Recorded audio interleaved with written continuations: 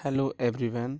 हम आज आपके काव्य खंड का जो चैप्टर है घर की याद उसे पढ़ने जा रहे हैं, जिससे लिखा है, जिसके कवि हैं श्री भवानी प्रसाद मिश्र। इस कविता में भवानी प्रसाद मिश्र ने जो है अपनी जेल यात्रा जो थी, कहना चाहिए स्वतंत्रता संग्राम के सहभागी हमारे भवानी प्रसाद मिश्र किसी कारणवश स्वतंत्रता संग्राम की लड़ाई में भाग लेने के कारण जेल गए थे। तो उस समय जब वह जेल में थे तो उन्हें घर की जो यात्रा, कहना चाहिए घर की जो याद आई, उसका उन्होंने इस कविता में बहुत अच्छे तरीके से मार्मिक वर्णन किया है, जिसे हम पढ़ेंगे। आप इनका कवि परिचय पढ़ लीजिएगा और हम शुरू करते हैं। हम इस कविता को 2 भागों में पढ़ेंगे। तो हम पहले आपको इसका फर्स्ट पार्ट एक्सप्लेन करने जा रहे हैं, फिर आप इसे पूरा पढ़ लीजिएगा। उसके बाद हम आपको इसका सेकंड पार्ट एक्सप्लेन करेंगे।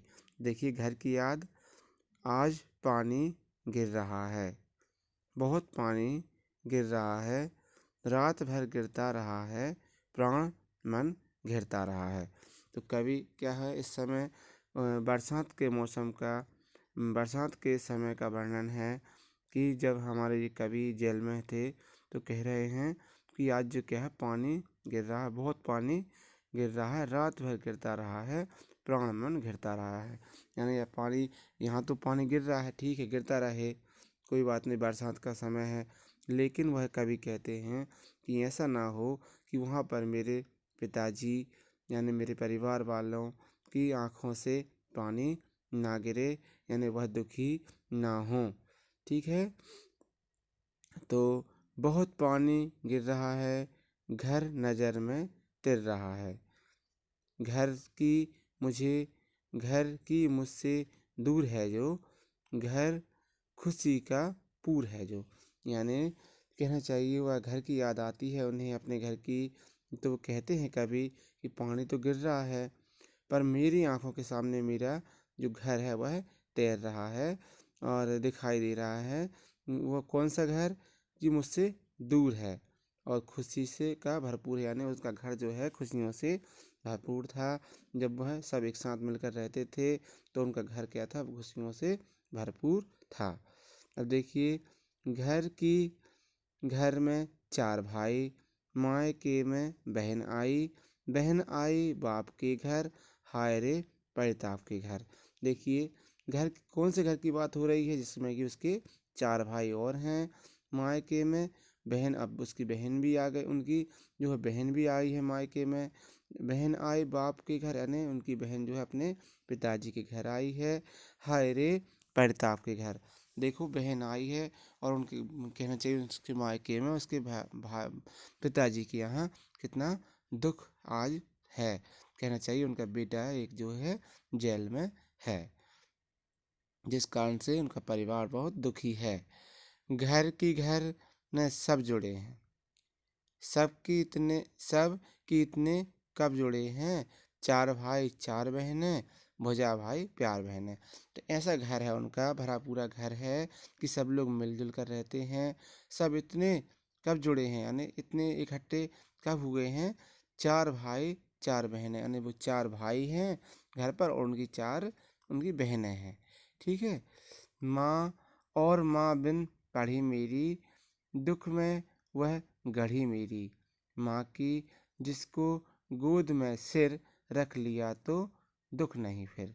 माँ, अब अपनी माँ के बारे में बताते हैं कभी हमारे कि माँ थोड़ी कम पढ़ी लिखी हैं और दुख में वह, यानी कहना चाहिए उन्हें अपना जीवन जो है दुख में ही व्यतीत किया है। बहुत सारी समस्या, कहना चाहिए तकलीफ़ों का सामना किया है और हमारा भरण पोषण किया। हम 4 भाई, कहना चाहिए 4 भाई घर पर हैं वो, और एक कभी 5 भाई और बहन, इन सभी का पालन पोषण उन्होंने किया है।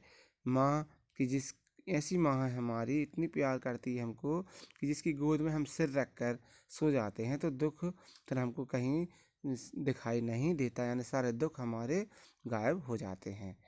तो माँ की जिसकी स्नेह धारा, माँ की जिसकी स्नेह धारा का यहाँ तक भी पसारा, उसे लिखना नहीं आता जो कि उसका पत्र पाता। मतलब माँ की स्नेह की धारा यानी प्रेम की धारा इतनी इतनी ज़्यादा है, बहुत ज़्यादा है कि यहाँ तक भी उसका जो प्रेम है मुझे यहाँ तक भी मिल रहा है, यानी मुझे अपनी माँ का प्रेम अब यहाँ तक भी प्राप्त हो रहा है और उसे मैं अभी भी याद कर रहा हूँ। उसे लिखना नहीं, यदि वो पढ़ी लिखी होती तो वह कुछ मुझे पत्र लिखती, लेकिन उसे लिखना नहीं आता जिससे वह मुझे पत्र लिखती। ठीक है। पिताजी जिनको बुढ़ापा एक क्षण भी नहीं व्यापा, जो अभी भी दौड़ जाएं, जो अभी भी खिलखिलाएं। पिताजी बुजुर्ग जरूर हो गए हैं, सियाने हो गए हैं, लेकिन उनको अभी बुढ़ापा इस तरीके से नहीं व्यापा है कि वह इस तरीके से समझें कि हम अब सियाने हो गए, हमसे अब कुछ नहीं बनेगा। तो हमारे पिताजी को इस तरीके से उनका बुढ़ापा अभी नहीं व्यापा है, बुढ़ापा नहीं उनमें समाया हुआ है। यदि वो अभी भी दौड़ जाएं तो अभी भी इस तरीके से खिलखिलाते हैं, उनकी खुशी पहले जैसी ही खुशी है।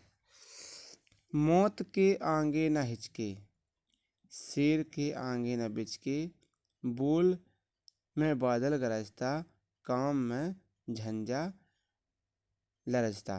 तो कहना चाहिए वो अभी भी किसी प्रकार से हिचक नहीं है, उनके अंदर किसी प्रकार का संकोच नहीं है कुछ काम करने में।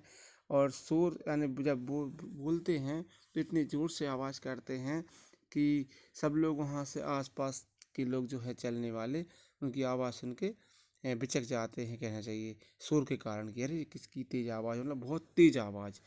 बोल में बादल गरजता, तो सॉरी शेर के आगे न बिचके, यानी शेर के आगे भी वह डरे नहीं कि शेर आ जाएगा या शेर कुछ हमारा करे। कहना चाहिए मुसीबतों से उन्होंने सामना करने में कभी हार नहीं मानी और उनका उपाय निकाला है। और उनकी बोलने की आवाज़ में बादलों की गर्जना, यानी बहुत तेज आवाज़ उनकी है। और उनके काम में झंझा लरजता, जब काम करते हैं तो फिर कोई भी उनके आगे, कहना चाहिए, नहीं आ सकता। वह बहुत अच्छे से काम करते हैं। किसी प्रकार की झंझटें, किसी प्रकार की मुसीबतें उनके सामने कहना चाहिए उनसे डरकर चली जाती हैं। अब देखिए, आज गीता पाठ करके दंड 208 करके, खूब मुदगर हिला लेकर, मूठ उनकी मिला लेकर। देखिए आज भी वो क्या गीता का पाठ करते हैं और दंड बैठक करते हैं। 208 दंड बैठक करी, मुदगर चलाया, मुदगर चलाने से और उनकी मिला ले, मूठ उनकी मिला लेकर। और जो कहना चाहिए अभी भी वो मुद्दल चलाते हैं। और फिर जबकि नीचे आए होंगे, नैन जल से छाए होंगे, हाय पानी गिर रहा है, घर नज़र में तिर रहा है। ठीक है। तो फिर जब वो कहना चाहिए ये सब करके आए होंगे, बैठे होंगे, तो उनको नैन जल में छाए होंगे, यानी आँखों में आंसू आ गए होंगे, हाय पानी गिर रहा है, घर नज़र में तिर रहा है। तो जब कहना चाहिए आंसू आए होंगे तो उनके आंसुओं से भी पानी बह रहा होगा। तो वो कवि कहते हैं कि वह ऐसा पानी पानी गिर तो रहा है लेकिन ऐसा पानी ना गिरे, यानी उनके पिताजी दुखी ना हों। ठीक है। और उनके कहना चाहिए उनके दुख को कवि वहाँ महसूस कर रहा है। चार भाई चार बहनें, भुजा भाई प्यार बहनें, खेलते या खड़े होंगे, नज़र उनको पड़े होंगे। तो चार भाई और चार बहनें जो हैं उनकी भुजा भाई, भुजा यानी रक्षा करने वाले, भाई जो हैं रक्षा करने वाले होते हैं और बहनें जो हैं प्यार का प्रतीक होती हैं। खेलते या खड़े होंगे, पिता भी उनके बुढ़ापा एक क्षण भी नहीं व्यापा, रो पड़े होंगे बराबर पांचवे का नाम लेकर।